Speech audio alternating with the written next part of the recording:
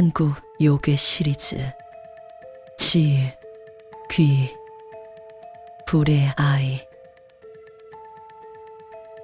서울 외곽의 어느 오래된 아파트 단지는 잊혀진 옛 그림처럼 스산한 기운을 내뿜고 있었다. 아직 겨울 추위가 가시지 않은 이른 봄의 사늘한 바람이 아파트 단지를 더욱더 음산하게 만드는 듯했다. 30년이 넘은 세월의 무게를 견뎌온 아파트는 작년 가을 재건축 이야기가 나오면서 사람과 돈이 뒤엉켜 아파트를 어수선하게 만들었다. 빛바랜 페인트, 녹슨 철제 난간, 곳곳에 금이 간 벽들, 재건축만 기다리는 듯 방치된 아파트는 싸늘한 봄바람과 함께 을씨년스러움을 더했다. 퇴근 시간이 한참을 지나서인지 아파트를 오고 가는 사람들은 점차 줄어들고 있었다. 인적이 드문 시간, 아파트 입구로 한 남자가 들어서는 모습이 보였다. 그는 알 수 없는 말을 중얼거리며 아파트 단지 안으로 들어섰다. 무겁게 내딛는 그의 발걸음은 초조함과 불안감을 고스란히 드러내며 아스팔트 바닥에 깊은 그림자를 남겼다. 한 걸음 한 걸음 한참을 아파트 안을 걷던 남자가 백이동 앞에 멈춰섰다. 백이동 앞에 멈춰선 남자는 바닥에 시선을 고정한 채 무언가를 중얼거리고 있었다. 한참을 무언가 중얼거리던 남자가 고개를 들자 달빛 아래 그의 얼굴이 드러났다. 달빛이 비추는 그의 얼굴은 백지장처럼 창백했다. 깊이 패인 눈은 빛을 잃었고 입술은 메말라 갈라져 있었다. 그는 마치 오랜 시간 빛을 잃은 채 살아온 듯 그의 모습은 밀랍 인형처럼 생기를 잃은 모습이었다. 남자는 미동도 없이 백이동 입구를 뚫어져라 바라보고 있었다. 그의 입꼬리는 올라가 있었지만 눈은 차갑게 가라앉아 있었다. 희열과 분노, 슬픔과 기쁨, 모든 감정이 뒤섞인 듯한 그의 표정은 웃는 것 같기도 하고 화를 내는 것 같기도 했다.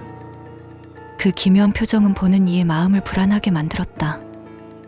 그렇게 한동안 미동도 없이 한참을 백이동 입구를 뚫어져라 바라보던 남자의 머리가 천천히 움직이기 시작했다. 남자는 마치 아파트 층수를 세듯 그의 시선이 아파트 벽을 따라 한 층씩 올라갈 때마다 남자의 머리도 까딱까딱 거리며 아파트 층수와 함께 오르고 있었다. 그의 머리는 기괴하게 움직이며 마치 무엇을 찾는 듯 천천히 한 층 한 층 아파트 벽을 따라 오르고 있었다. 그렇게 한참을 층수를 세던 남자는 9층에서 시선을 멈추더니 다시 한번 알 수 없는 말들을 중얼거렸다. 그리고 무언가를 결심한 듯 몸을 움직여 백이동 입구로 들어갔다. 그의 뒷모습은 마치 어둠 속으로 빨려 들어가는 듯 백이동 안으로 사라졌다. 남자가 백이동으로 들어간 지 10분쯤 지났을까. 갑자기 붉은 안개가 피어오르듯 핏빛 연기가 아파트 창문 틈으로 뿜어져 나왔다. 이어 모든 것을 집어삼킬 듯한 거센 불길이 아파트 창문을 부수고 폭발하듯 터져 나왔다. 굉음과 함께 유리 파편들이 쏟아져 내렸고 밤하늘은 붉게 물들었다. 불이야 불이야. 한밤중에 외침에 아파트 단지는 순식간에 아수라장이 되었다. 꺼져 있던 아파트의 불들이 하나둘씩 켜지기 시작했고 곧 이어 잠옷 차림의 사람들이 공포에 질린 얼굴로 베란다와 밖으로 뛰쳐나와 숨을 죽인 채 맹렬한 화염에 휩싸인 백이동을 바라보았다. 한밤중에 발생한 화재는 삽시간에 아파트를 휘감았다.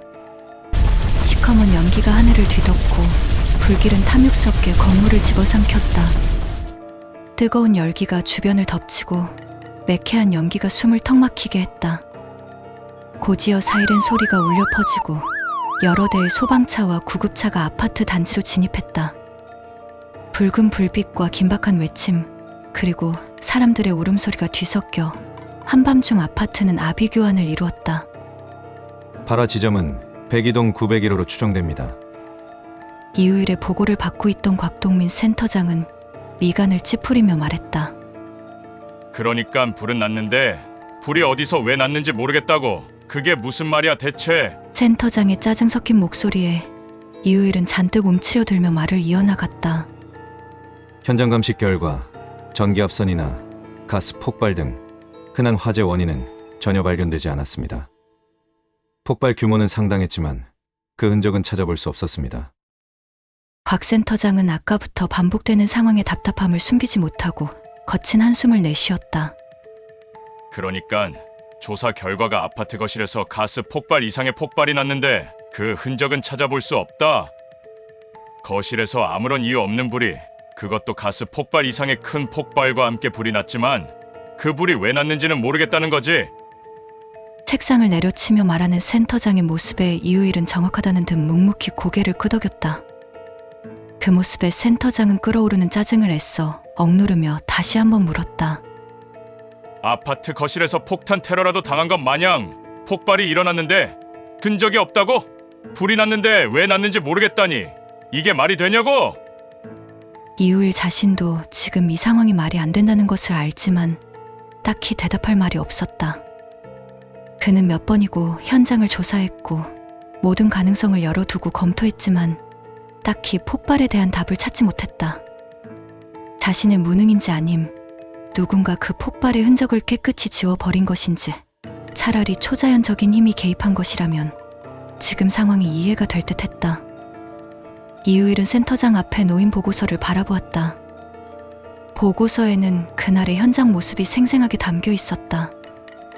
처음 불이 난 102동 901호 거실은 무언가가 폭발한 듯 바닥은 움푹 들어가 있었다.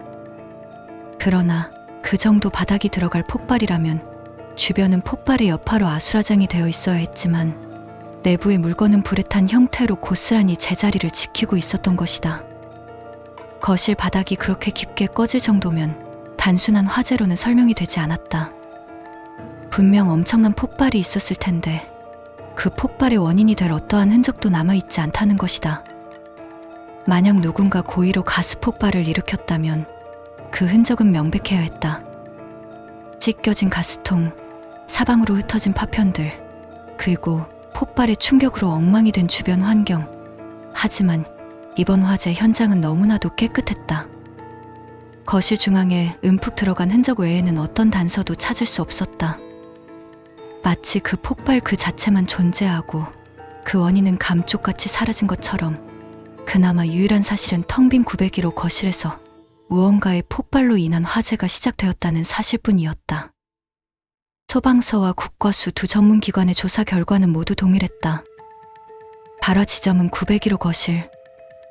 하지만 그들은 왜 어떻게 불이 시작되었는지는 밝혀내지 못했다. 그나마 다행인가. 국과수도 밝혀내지 못한 원인 불명의 화재. 이유일은 씁쓸한 마음이 들었다. 곽동민 센터장은 머리가 아파오기 시작했다. 벌써 5번째였다. 이렇게 원인을 밝히지 못한 화재가 20년 넘게 소방관으로 일하며 이렇게 원인을 찾지 못한 화재는 처음이었다. 그런데 최근 들어 원인 불명의 불이 한 건도 아닌 5건이나 연속해서 일어난 것이다. 그것도 자신의 관할에서만. 젠장 왜 하필 우리 관할에서? 센터장은 탄식을 하며 여전히 가시지 않는 두통의 머리를 감싸 안았다. 센터장이 머리를 감싸며 괴로워하는 모습에 오일은 조심스레 입을 열었다. 머리를 감싸고 괴로워하던 센터장이 고개를 들어 오일을 바라보자 이게 러니깐. 오일이 갑자기 말을 더듬었다. 더듬는 오일의 말에 센터장이 날카로운 시선으로 오일을 바라보자 오일의 목소리가 점차 작아졌다. 자신의 말이 어떤 파장을 일으킬지 알고 있었지만 오일은 말을 해야 했다. 바로 그때 톡톡 노크 소리가 센터장실 문을 두드렸다. 오일과 센터장의 시선이 문으로 향했다. 들어오라는 센터장의 말에 문이 열리고 2명의 남자가 성큼성큼 걸어 들어왔다. 그중 건장한 덩치의 남자가 명찰을 내밀며 말했다. 안녕하십니까. 북부서 김영우입니다. 오늘 오전에 전화드렸던 이번 아파트 화재 사건으로 몇 가지 여쭤볼 게 있어 왔습니다. 박 센터장은 굳은 얼굴로 서 있던 오일에게 나가라고 눈짓을 보내고 형사들을 소파로 안내했다. 두 형사가 자리에 앉자 테이블 위에 어지럽게 널린 사진과 보고서에 잠시 시선을 두더니 이내 건조한 목소리로 말을 꺼냈다.